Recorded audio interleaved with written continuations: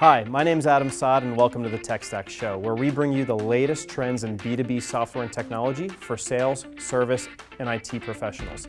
Today we have a very special guest, Jason Thomas, the CIO of Cole, Kissane, Florida's largest law firm.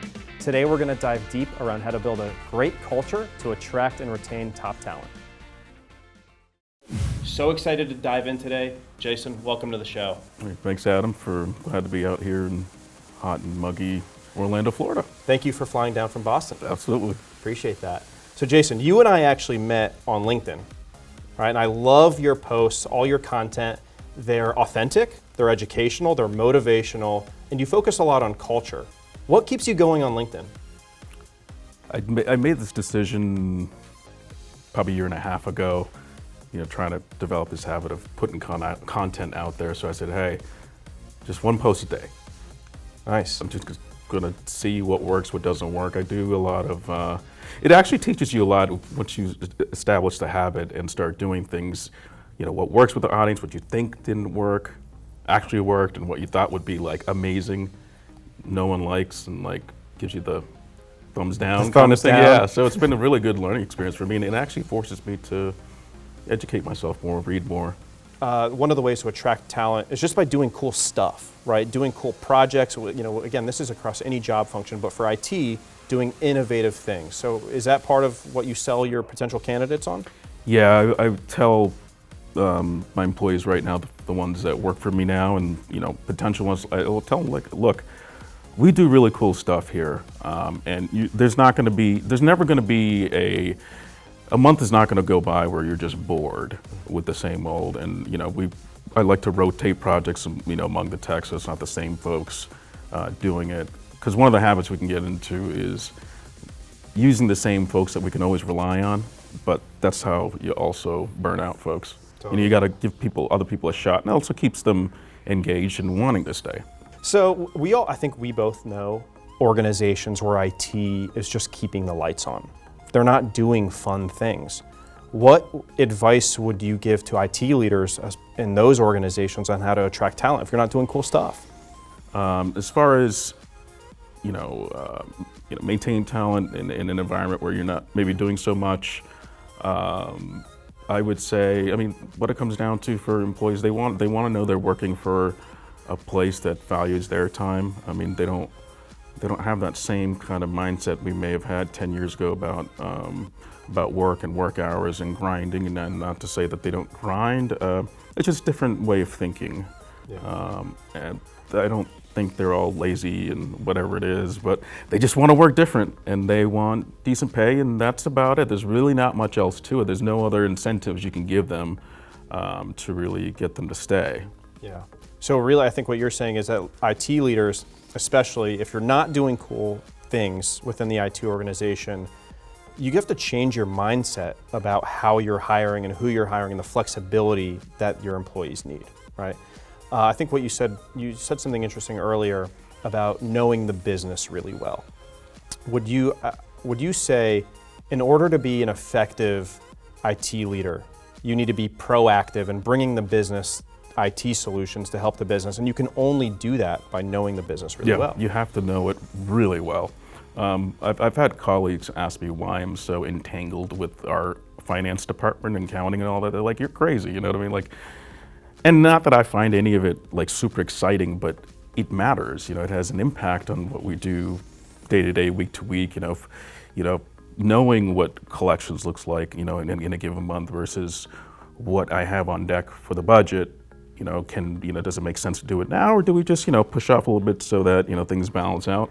That's the kind of stuff you need to know. Otherwise, you can't just go buying stuff, and if you just say you're going to buy it or do something, and management says no, and they don't really tell you why, then, it's just completely ineffective.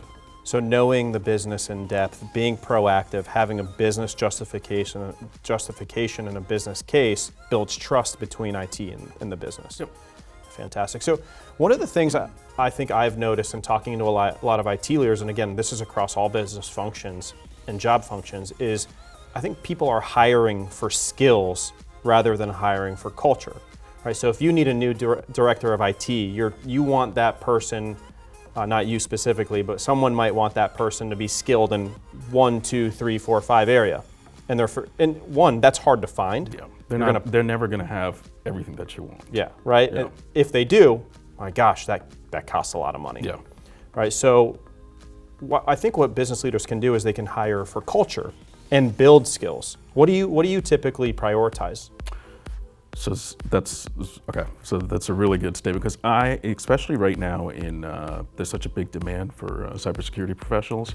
I know of at least three, 4, maybe even 5 colleagues of mine that came from completely different industries.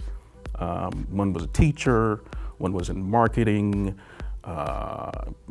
Stories like that where you hear they just completely pivoted and like changed careers. And I think you can use the skill sets that they have from their other, whatever type of position or job they're in, and apply it, to IT. If they've got good project management skills, let's make them a project manager. They'll do a good job with it. They don't have to have all the technical chops. That's stuff you kind of pick up over time. I mean, my current service desk manager, he was a file clerk at the firm. 6 years, actually been 6.5 years now since I've been here, but yeah, he was just file clerk, but I could tell he had kind of technical chops. I said, let's bring you on as, as a level 1 service desk tech, and now he's managing the team.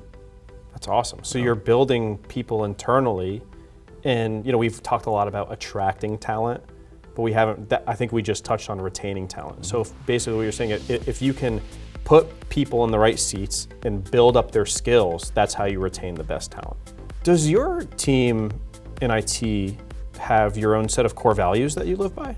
I'm going to trust whatever it is you need to do. I'm going to empower you to do whatever it is you need to make decisions. I'm always available to help you with that, but I'm not going to stop you from doing something that makes sense to me and you. Whatever project it is or whatever idea you have. And I just want to make sure that they can always, when they have a problem or there's some, issues that, hey, you don't have to deal with it on your own, especially when it's maybe some kind of misunderstanding or issue with an employee, a non-IT employee or something like that. It's like, look, I can deal with that stuff. That's not your job to have to, deal with that. I'll take care of that so you can actually do your job. That's part of my job, is to deal with personnel things or anything related to the firm that's non-IT related. Yeah. So really, trust. You mentioned trust. Yeah. You mentioned empowering, and 3, you have people's back. So let's say if you were talking to a fellow IT leader and they asked you 3 pieces of advice because they're having trouble getting new talent and retaining their talent, what 3 pieces of advice would you give them? Again, the people just want, they want flexibility. They want to be able to, work a decent number of hours. They don't want to work super long hours. They don't want to work every weekend. They don't want to grind like that.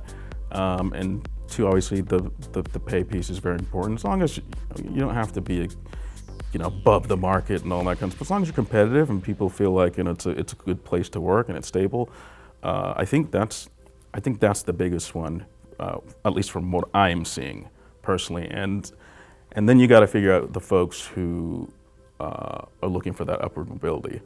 Some folks, they just want to be, and there's nothing wrong with that. They just want to be, let's say, a level 1 help desk person the rest of their life, and they don't care. And there's nothing wrong with that. It doesn't mean they're not motivated. It's just not what they want. So you can't look at it as this just not a motivated individual, or they're not talented. Or, some people just don't want to do it.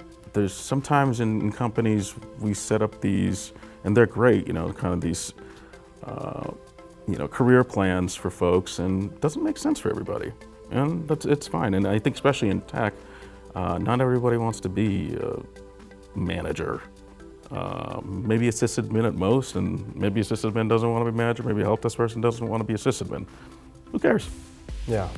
So flexibility, competitive pay, and a place for growth. Yep.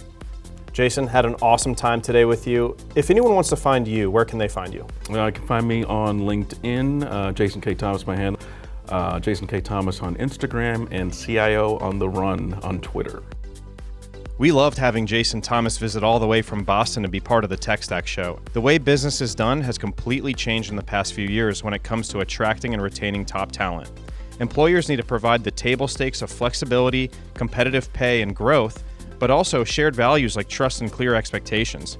As always, it's not a one-size-fits-all approach. The most important part is to align your company initiatives with your workforce culture and make hiring decisions accordingly. Thank you so much for joining. We'll see you next time on the Tech Stack Show.